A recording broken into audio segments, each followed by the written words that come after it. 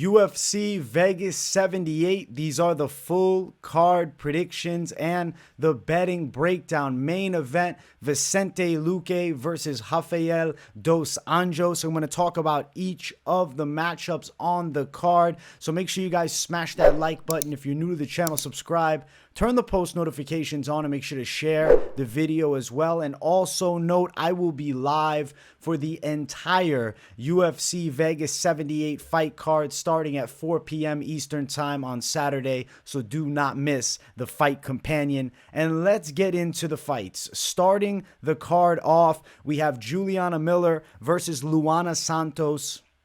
I'm going to pick Juliana Miller here in this women's fight between two girls who have under 10 fights as a pro. Miller did win the Ultimate Fighter, and I know against Veronica Hardy, she took an upset loss and, looked a bit sloppy on the feet, got controlled a bit on the ground.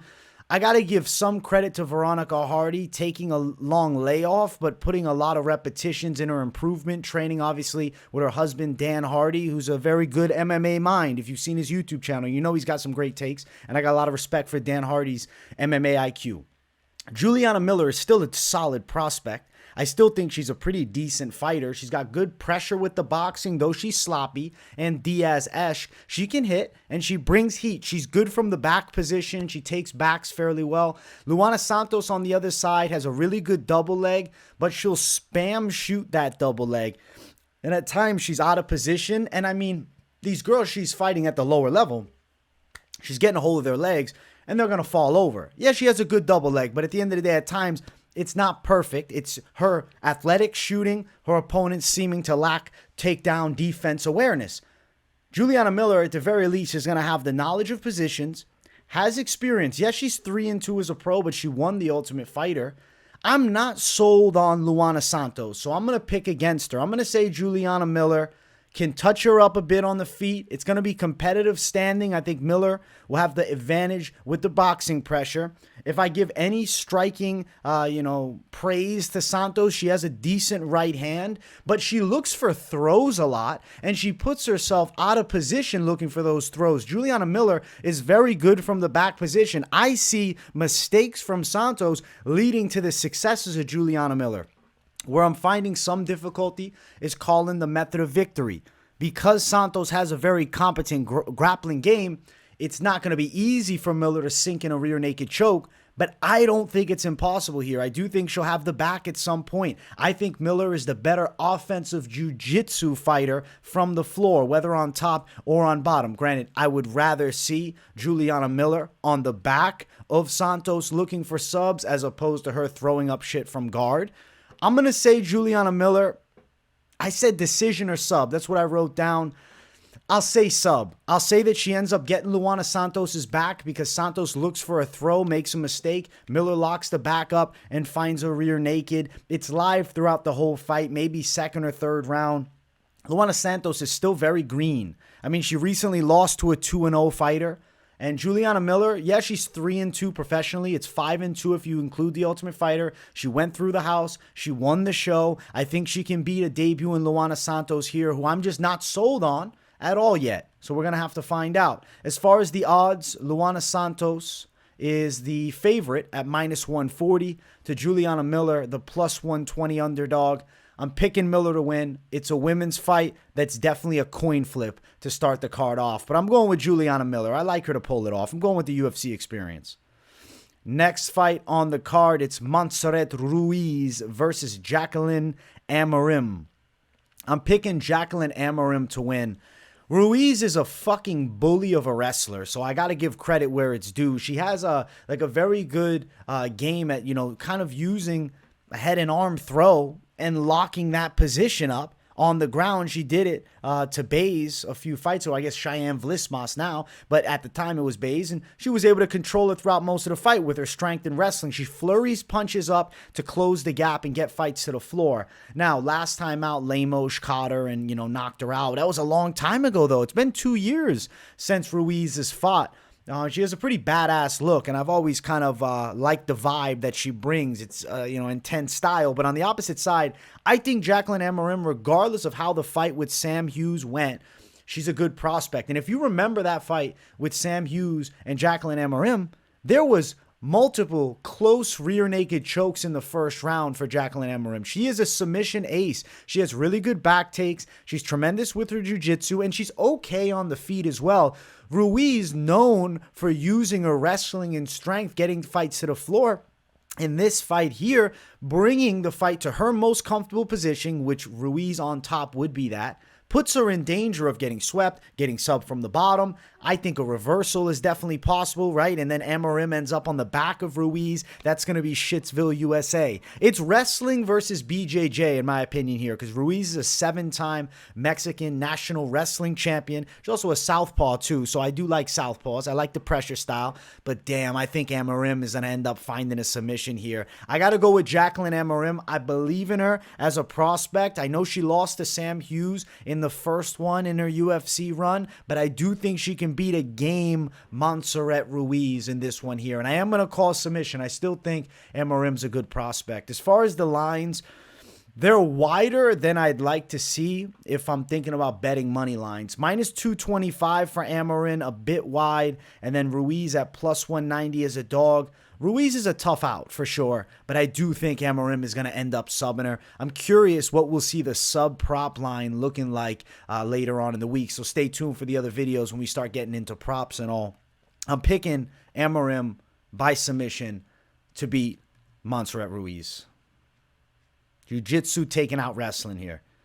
Next fight on the card, Josh Parisian versus Martin Buday. Battle of the chubby heavyweights between these two. Listen, I got to pick Buday. He's 12-1 as a pro. He's on a nice win streak in the UFC. Yes, one of them was a bullshit decision. That was Brzeski, I think, or Dreshki. Yeah, it's the Lucas Dreshki fight. It was a controversial decision. He definitely lost, but at the end of the day, he got the win. And then he beat Jake Collier last time out. Both guys are plodding, slovenly, slow, kind of sloppier heavyweights, but Buday, he's got the upright style. He's a little bit tighter with his punches. Parisian can definitely be out-wrestled by certain guys. In this matchup here, I don't think Buday is going to look to get on top of him. But I also don't think that Parisian has the offensive wrestling to put Buday on his back and just beat him up all night. Because I believe Jake Collier is the better athlete than a Josh Parisian and even the better offensive wrestler. And obviously, Buday was able to get a win over Collier. I like Buday to pull it off. I'm not jumping up and down talking about how excited I am for this fight, but I like the better kickboxer in Buday. I think he's got a better style, even though it's kind of similar plodding. He's tighter with his punches, right? Parisian, he's a plodding striker too, and he pressures forward with more loopy shots where Buday will throw a little bit tighter. Neither guy is known for massive KO power in the hands, but I think there's more volume on Buday's side. I think he pulls it off by decision. I'll pick Martin Buday on the scorecards here. As far as the odds between these two, Buday's a minus 182 favorite with Parisian as the plus 157 dog. Buday is my pick to get it done. I do think he pulls it off. I think this is one of the heavyweight fights that can definitely end up going over 2.5 rounds. So now you got me curious. What's the over? Over 1.5 at minus 215. There's a real chance these guys are going over 1.5. A huge chance. I think it's a strong chance these guys go over 1.5. I think that's super likely. I'm picking Buday by a decision over Josh Parisian. Next fight on the card, pretty fun at featherweight. It's Francis Marshall versus Isaac Dulgarian. Dulgarian. It's a fucking difficult last name, man. Isaac Dulgarian. I just want to call him the Midwest Chopper because that's a badass nickname. I'm picking Isaac Dulgarian to win this fight.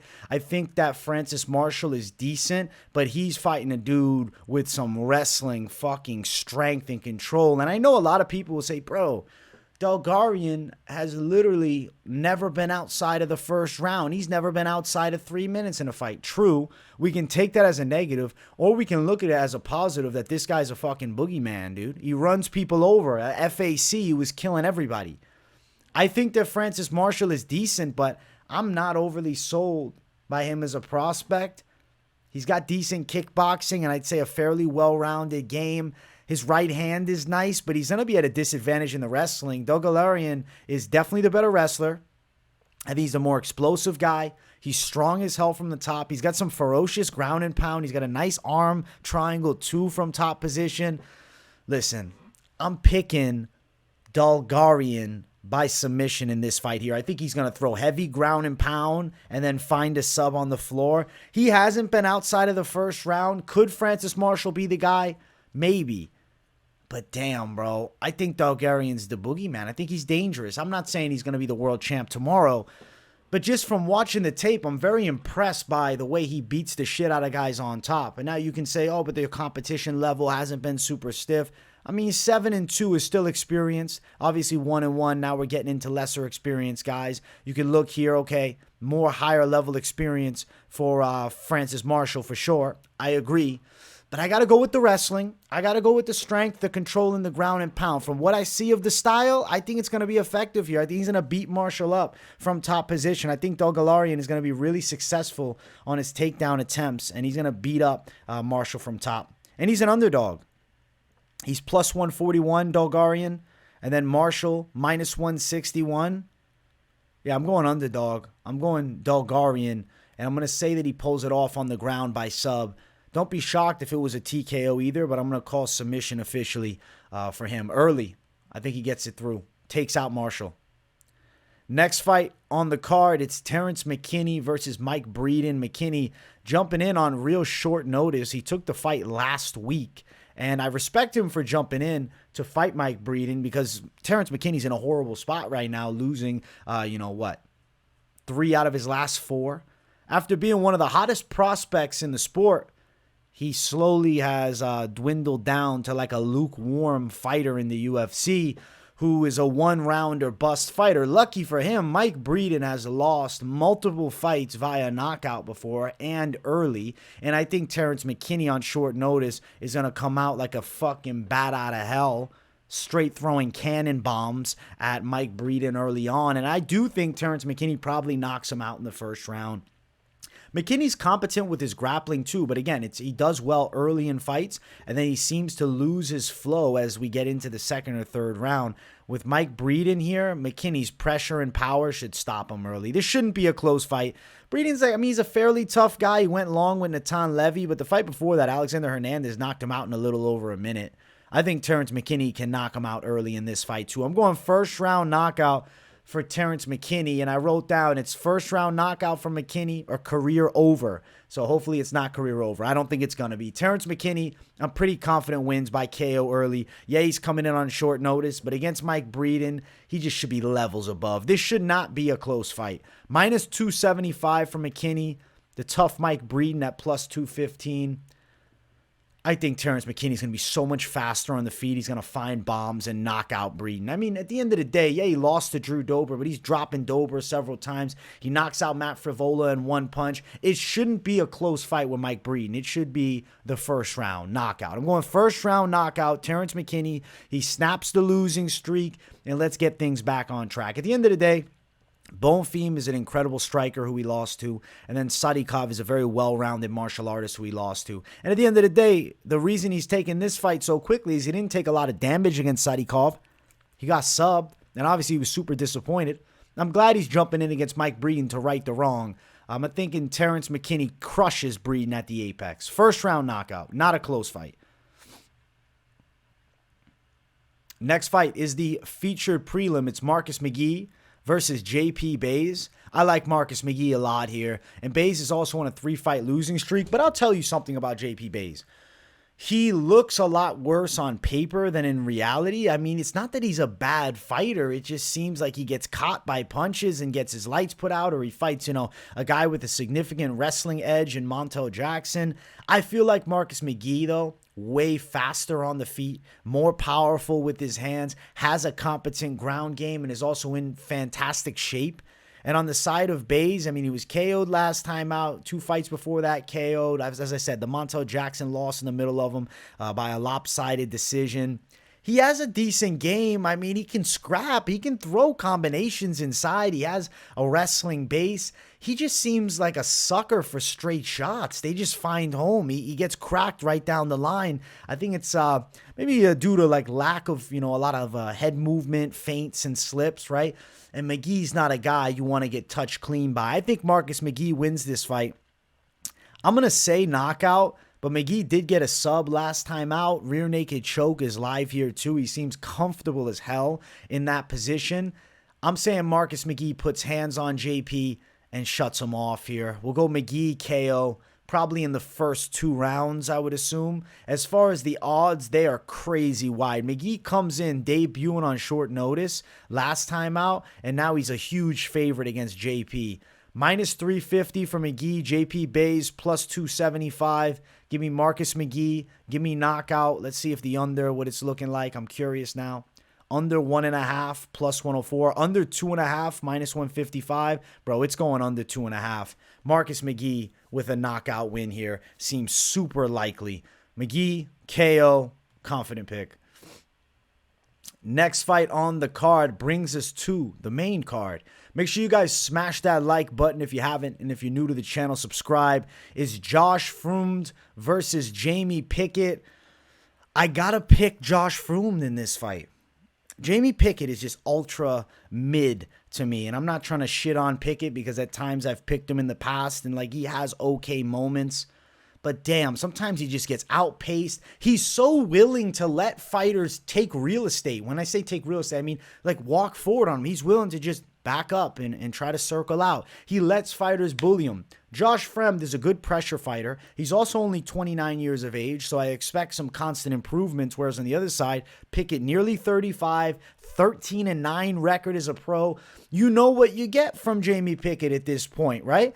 I think that Josh Fremd, way too wide of a favorite, though. He shouldn't be 3-1, but it's just because, like I said, you know what you get with Pickett. Long southpaw, quick striking from the outside at times. He can kickbox a bit. He's decently athletic and strong and close. He can out-grapple guys that can't really grapple well. He can outstrike guys who can't really strike well. But if you do things decently, you tend to make them uncomfortable and break them. I think Josh Fremd is going to bring a pressure-heavy game here. I think he's going to be able to back Jamie Pickett up, work him against the cage, fatigue him a bit. I think he's got good straight shots that could land on Pickett. And I know Fremd is a little bit of the taller guy, but he's still at a 3.5-inch reach disadvantage. But Jamie Pickett just doesn't use his boxing incredibly well from the outside. He just isn't super slick with his hands. And I think Josh Fremd is going to close the gap on him, make it a dirty fight, wear him down, and submit him. So I'm going Josh Fremd by a later sub. I think he can pull this one out. I've slept on Josh Fremd a ton throughout his UFC run, and I guess, you know, if you sleep on him for 2 out of the 3, you're doing well. But he did beat Dumas last time, and I was impressed with the way he was able to bully him, and I think he's going to bring that bullying pressure here to a Jamie Pickett. So I'm going Josh Fremd to win by sub. Don't write him off because of a bad loss to Tresean Gore. He's still a young guy at 29, especially at 185. He's improving, and I think he puts it on Jamie Pickett. As far as the odds, though, like I said, stupid wide. Minus 325 for Josh Fremd to Pickett at plus 275. It's way too wide. Like this fight here, okay, you know, if it was the line of the Lucindo Viana fight, minus 170, plus 146, that makes sense to me. Minus 150, even 2-1, minus 200-ish. No, 3-1 is too wide for Josh Fremd, who still has a loss to Tresean Gore. So money line, it would be, you know, kind of an ugly bet. I do think he's going to win the fight. I'm going to call submission, though. Just not great look odds-wise. Next fight on the card is Tafon Nchukwi versus AJ Dobson. I'm going to pick Tafon Nchukwi here. I think he's going to be able to kind of just out-body AJ Dobson. Like, Dobson likes to look for wrestling here, but Nchukwi's going to be so fucking strong. His back is jacked. His whole frame, he's built like a little freight train. Note something about Tafon Nchukwi that I heard on the commentary going back and watching tape. When he does cut to 185, cuts about 25 pounds. He was obviously up at light heavyweight for his past few. You can see, you know, win over Mike Rodriguez, then Azmat Mirzakhanov loss, and then Carlos Ulberg loss. I'll say this. Go back and watch him fight Azmat. He won the first 2 rounds. At the time of the knockout, he was a massive live favorite. Don't sleep on Tafon Nchukwi because Carlos Ulberg put him out with the perfect shots. I think that Nchukwi's still a dangerous guy. He's a very competent pressure striker. He's a strong motherfucker. Doesn't have the craziest one-shot power, but he's just built so tough and strong he can endure. So I feel like Dobson has the opposite frame to him, more of like a slim athletic style of fighter. Listen, Tafon Nchukwi, Win over Jamie Pickett, slim, long, athletic kickboxer type, right? Mike Rodriguez, slim, long, athletic kickboxer type. AJ Dobson, slim, long, athletic wrestling / kickboxer type, but not top notch in either. I think Tafon Nchukwi is going to win it on the judges' scorecards. I'm picking him to get it done. He's also the younger guy than AJ Dobson as well, which is something interesting to note. Nchukwi's, still developing. And I think that he's going to be stronger inside. He's been in there with some pretty high-level looks. I mean, Carlos Ulberg is a top-tier kickboxer. Asma, top-tier guy right now at light heavyweight. And even, you look at this loss here. Jung Young Park, a pretty good middleweight. And he, majority decision. At the time when Nchukwi lost to Park, it was like, he sucks. Who is this Park guy? Park's a stud. And I think that Nchukwi is going to beat AJ Dobson on the cards here. Nchukwi to win. Let's see. Tafon Nchukwi's a -148 favorite to AJ Dobson at +128 is the dog. I like Tafon Nchukwi. I think we get into the later stage of this fight. Over 2.5 is -140 as well, which I like. So Tafon Nchukwi to beat AJ Dobson. I'm saying he pulls it off by a unanimous decision. Next fight on the card. It's Polyana Viana versus Iasmin Lucindo. I'm picking Lucindo to win over Viana. I have to pick her, man. I just think she's meaner in the striking department. She throws better punches. She has a more crisp striking style. Her hands are faster. She's got nice combinations with better accuracy too. And she's competent on the floor because the one area that you could argue, Viana might have a chance to sub her. She's got good arm bars. At the end of the day, Lucindo seems pretty cognizant of, positions on the floor. She seems to know her shit on the ground. And I know she's young at 21. She's going to be faster. She's going to have better recovery, better endurance, I think. She's going to be able to throw more than Viana. Viana's dangerous, has a bit of power, but a lot of her wins are from the bottom, throwing up arm bars. I don't think Lucindo puts herself in a stupid spot like that. I mean, Lucindo is the younger person by 10 years, right? 10 years younger. But has more pro MMA fights. Lucindo's that prospect on the come up. She has the Hadigi loss when she debuted, but that was a good back and forth fight. Viana on the other side, she's taken a fair amount of L's, especially early. Okay, we look at some wins. Emily Whitmire, not top caliber. Mallory Martin, not top caliber. Jinyu Frey, okay, decent enough fighter. Viana knocked her out early. It's an older Jinyu Frey. And then lost to Tabitha Ritchie. She looked tough in that fight. Accepted bottom position a bit, was on her back. Veronica Hardy subbed. That's interesting too. But with Viana, she's kind of upright with her punching and she's throwing a lot of arm punches. Lucindo sits on her shots better. She lands with more power and accuracy. And I think Lucindo wins it by a unanimous decision. So Lucindo to get it done. -171 is the favorite. I'm not surprised there. Viana +146. And we have an over 2.5 at -210, which I think is likely. So Lucindo by a unanimous decision, my official prediction for this fight here. I like her as a prospect. Next fight is the featured bout. It's Khalil Rountree versus Chris Daukaus. Khalil Rountree is going to knock Chris Daukaus out. If you look at the last 3 fights for Chris Daukaus, you have heavy-handed savages on the other side with big power in their hands, granted heavyweights, that have put his lights out. Knockout loss to Derek Lewis. Knockout loss to Curtis Blades. Knockout loss to Jairzinho Rosenstruik. Khalil Rountree has similar frames to all those guys. He has punching power like those guys. Granted, down a weight class. He's heavy-handed as hell. His Muay Thai's nasty. He'll destroy your legs, too. That oblique kick he did to Modestas Bukauskas, still haunts Modestas probably, right? Because that was terrifying. And that was a nasty stomp on the knee. Khalil's a mean dude. I don't think Daukaus has the punch resistance to deal with a Khalil Rountree. I'm very curious to see how he looks dropping to 205, but he's been getting shut off time and time again. Rountree on a 3-fight win streak, even though I thought he lost to Dustin Jacoby. If you look at how precise Jacoby was against Kennedy and Nzechukwu this past Saturday, and then you look at Rountree, very competitive in spots with him. That's impressive to me. I think Khalil Rountree finds the kill shot. I think Chris Daukaus on a 3 knockout streak, it's going to be 4, man. He's taking a lot of damage. These knockouts are brutal, and they're like back-to-back, a year and 7 months. So in a year's time, he was knocked out brutally 3 times in a row. And I think now a bit of a layoff, 7 months, that's good for him. He loses some fat. But, dude, Rountree's going to drop a hammer on him, too. I'm going Rountree knockout.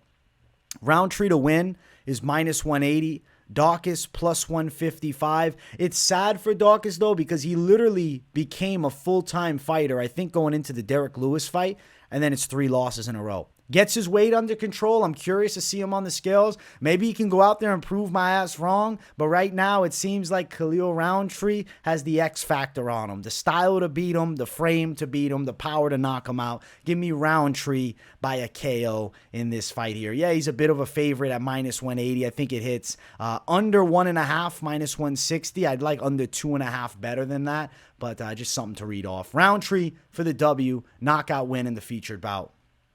Co-main event, it's Cub Swanson versus Hakeem Dawodu. I'm picking Hakeem Dawodu. I'd have to assume this is going to be Cub Swanson's farewell fight.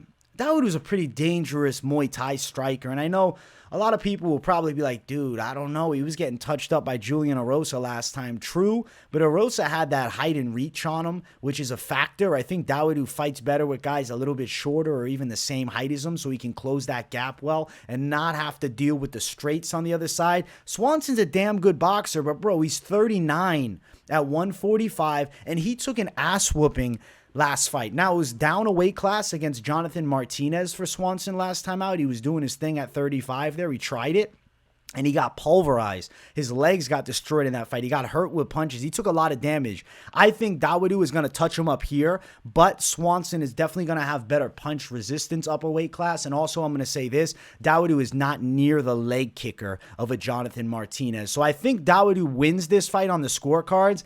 Don't be surprised when Dawodu uses that physical strength advantage and backs Swanson up against the cage a bit, controls him, garners some time there, then finds some strikes. I think Dawodu's going to pull it off on the judges' scorecards, man.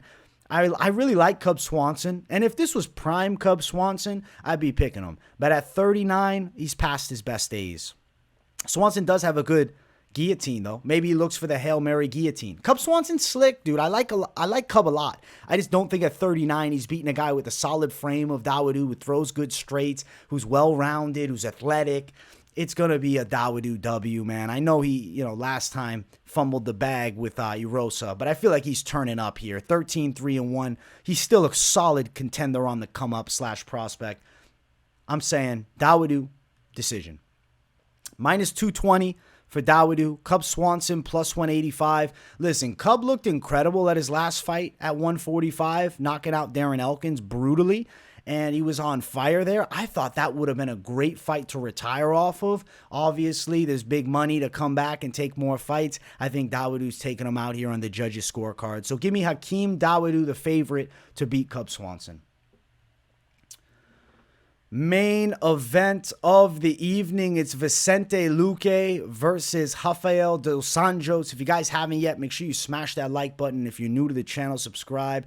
I'm going to be picking Vicente Luque to beat Rafael dos Anjos here. I'm going to throw up during the week a more in-depth, pure main event breakdown for these two guys. But yeah, I'm picking Luque to pull this off. I see him beating him. He's going to be able to stop the grappling of dos Anjos and out kickbox him. Now, a little bit of a red flag for Luque is the fact that he had to deal with a brain bleed. A positive note, though, is dos Anjos is not very heavy-handed, specifically at 170 pounds. Dos Anjos is a well-rounded technician. Good grappling game, solid kickboxing, nice body kicks, good gas tank, can go the full 5. Uses jiu-jitsu well, but it's not going to be easy to control Luque. Luque has very good get-ups from the bottom. He has pretty decent takedown defense. Listen, Bilal Muhammad was able to beat Luque 2 fights ago, but you can see Luque getting up from the bottom against a guy with the bullying top pressure of Bilal. I think he's going to be able to do it here with RDA, assuming that Luque, mentally is all good after the brain bleed and everything's fine and we get, the Luque that we know. He should win here. Luque, where I fear for him, is going to be in fights with very heavy-handed guys, like Jeff Neal. Jeff Neal beat the hell out of Vicente Luque brutally, and that was a fight that he was badly pulverized in. And it was rough to watch Luque get fucked up like that, because Vicente Luque is notoriously a very dangerous striker who's got good durability. He's taken bombs throughout his career. I think Luque still controlled kickboxing pace, stopping wrestling attempts, maybe even threatening with offensive grappling of his own, because Luque is the naturally bigger guy. He's also, 31 to 38. We got a 7-year age difference here. You got a 6-inch reach advantage for Luque. You got a 3-inch height advantage. To me, Luque should be a swell favorite. Not crazy wide, but he should be a bit of a favorite in this fight. And we actually see him as a slight underdog. Vicente Luque is plus 105. I don't think that this tag is going to last. He opened up at plus 130. The lines have kind of shifted back and forth. Right now, Dos Anjos is minus 125 the favorite. I am picking the underdog. I'm going Vicente Luque. I will pick him by a decision. I think Dos Anjos is quite durable. And even when you look at Dos Anjos' recent knockout loss to Fiziev, maybe a little bit of an early stoppage. I think he could have recovered. He was winning that fight too. And note, that was down a weight class at 155. So obviously Dos Anjos cutting a fair amount of weight to get to that class. Here at 170, I expect good punch resistance. Dos Anjos tough as always. We have a hard 5 rounds that Luque is able to win by a unanimous decision. I say he wins probably 4-1. I see 49-46 is the Mystic Mac scorecard call. I'm going Luque in the main event to beat Dos Anjos. We got an underdog to cap the night off. UFC Vegas 78 is like a deceptively good card, guys. I'm actually pretty stoked. There's a lot of matchups that really intrigue me here. I hope you guys enjoyed the video. Make sure you smash the likes. If you're new to the channel, make sure to subscribe and turn those post notifications on. Don't just have them on personalized. Put them on all so you don't miss a video. I got content coming every day, even multiple content pieces throughout those days. So keep your eyes peeled on the channel. I'll be dropping news reactions up throughout the week alongside of the usual content that I drop every single day. So you don't want to miss a video here on the MMA Experts channel. Guys, I hope you enjoyed it. Much love to everybody watching. Definitely let me know some of your favorite predictions in the comments below. Let me know if you agree with my take. Maybe you're on Team RDA. Hit me up. Let me know. I want to hear the debate in the comments. Much love, my people. I appreciate you all so much. Thank you for watching, and I will see you all in the next one. Peace, everybody.